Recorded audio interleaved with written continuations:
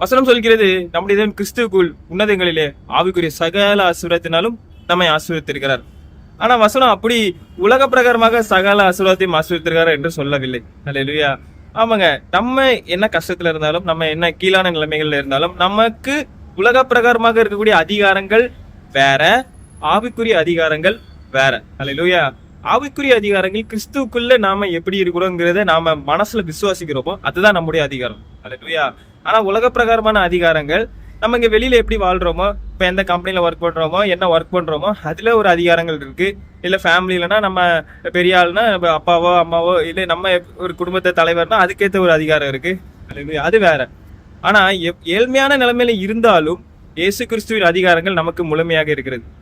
அதுதான் நம்முடைய கிறிஸ்துக்குள் உன்னதங்களை சகல ஆசீர்வாதத்தினாலும் நம்மை ஆசீர்வதித்தார். நீங்க பாத்தீங்கன்னா முதல்ல எழுப்புதல் 3000 பேர் ரட்சிக்கப்பட்டாங்கல்ல, பேதுரு சுவிசேஷம் சொல்லி. அதோடைய ஆரம்பம் என்ன தெரியுமாங்க?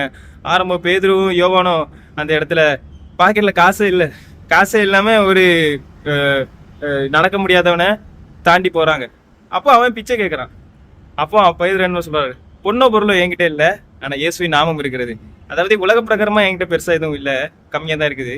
ஆனா இயேசுவின் நாமத்துல எனக்கு எல்லா வல்லமையும் இருக்குது. இயேசுவின் நாமத்துல நீ எழுந்திரு நட சொல்லும் பொழுது அவன் எழுந்திரு நடந்தான். அல்லேலூயா. அந்த அற்புதத்தின் நிமித்தமாக எல்லா ஜனங்களும் சேர்ந்தார்கள். ஏன்னா பிறந்ததுல இருந்தே இப்படி இருக்கிறான், இவனால எந்திரிச்சு நடக்கவே முடியாது, இவனுக்கு சுகம் கொடுக்க முடியாதுன்னு எல்லாருக்கும் தெரியும்.